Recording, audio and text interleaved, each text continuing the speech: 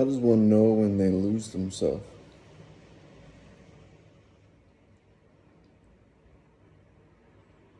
The whole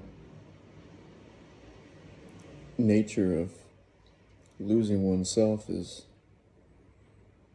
a process in which you've lost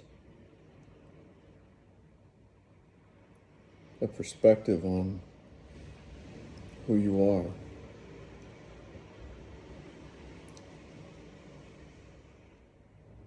So how do you prevent it? Or how do you stop it when it's happening? I suppose there's varying degrees of being lost. Sure, there's probably signs that you could notice, pay attention to as you are becoming lost.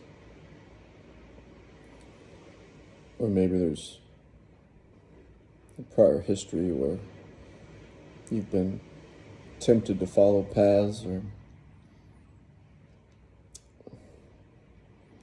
head into a direction that generally does not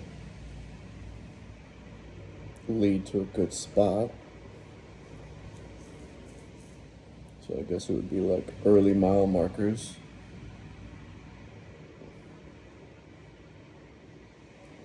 I also think it probably depends on the speed in which you're being lured into a direction that would be lost. And then how subtle is it?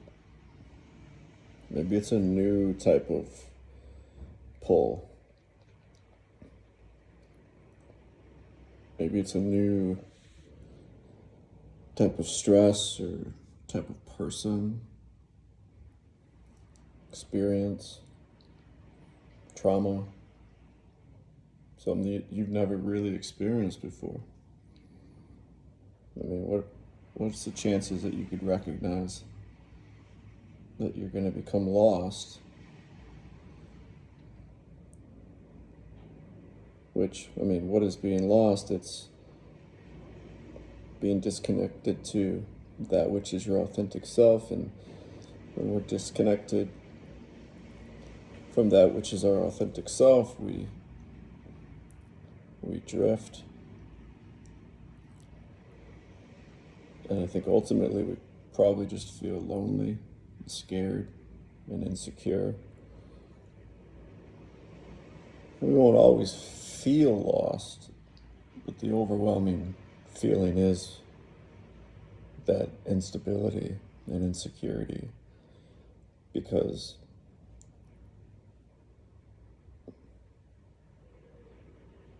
the band-aids, the stopgaps, those temporary solutions, we always know deep down they're not going to last and usually leave us in a worse spot. So it's a cat chasing its tail. It's the whack-a-mole. It's the having McDonald's for lunch.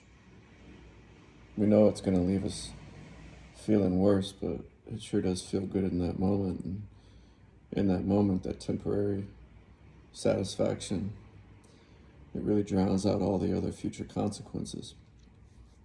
So, how is it that we can catch ourselves when we're becoming lost? Well, I think it's unrealistic to expect us to. I think that part of life is losing yourself and then suffering that pain.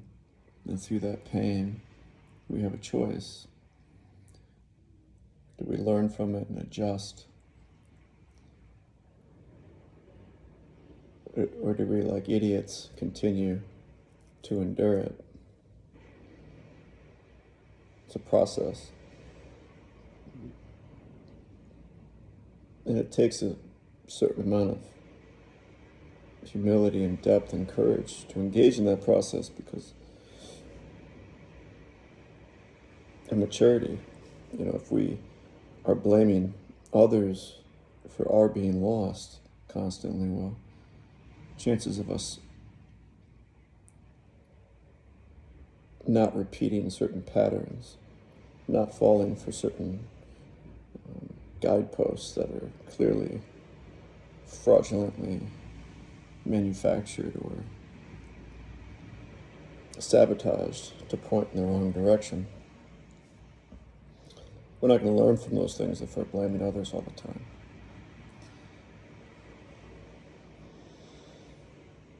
So how do we not become lost? I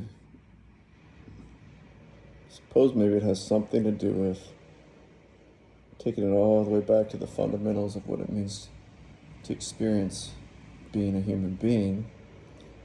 And the most fundamental element of the experience of being a human being is how we feel. And it's paying attention to how we feel.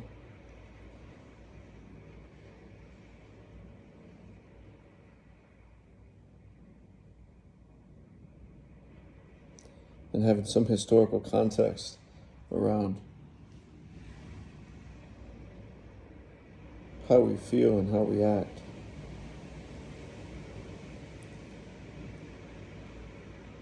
Well, when I feel this way, I tend to act this way. And when I act this way, it produces this outcome. And I don't really like that outcome usually. So let me retrace that. How did I feel?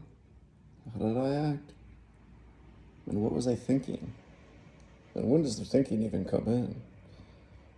Do we think, then feel, and then act? Do we feel, then think, then act? Do we act, then feel, then think? Do we act, then think, then feel? It's probably any and all of the above, depending on the situation. But I suppose if we have some sort of a historical record that we could go back and look at what we were thinking, what we were feeling, what we were acting in any which order, especially as it led up to an outcome that we were definitively lost, or that period of time we were definitively lost. No. And how do we know we were lost? Because it hurt like hell. It was painful. It was lonely. It was scary. It was not who we wanted to be. So how do we create that historical context so that we don't repeat?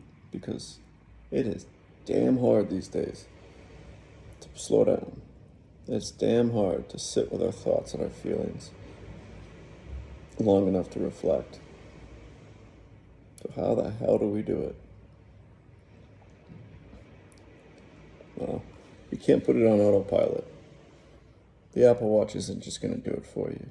It's going to take a little bit of effort, but then you can't do it all on your own. Therapy's good if you got the right one. Most of them, in my opinion, are not good. And when I say not good, they're good if all you're looking for is somebody to talk to. Because I think that a lot of therapists are fucking vampires or sycophants, or they're just trying to suck they're feeding off of your miseries to temporarily escape their own.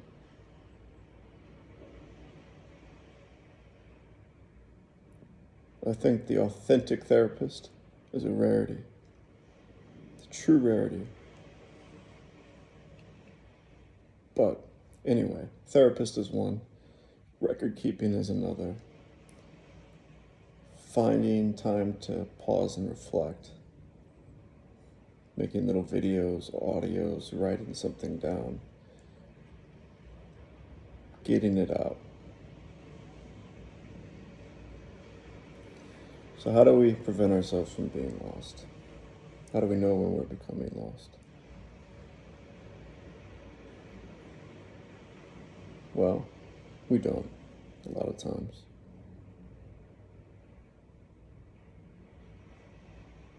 Until we've experienced it, and then we know what that experience is.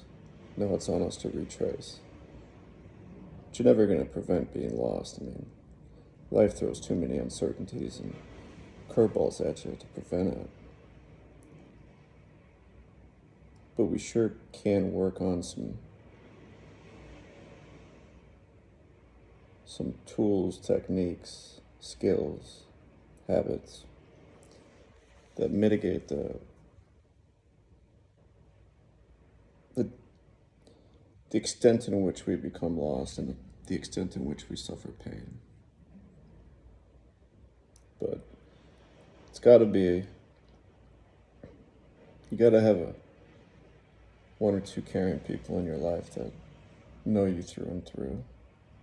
That's huge. Whew.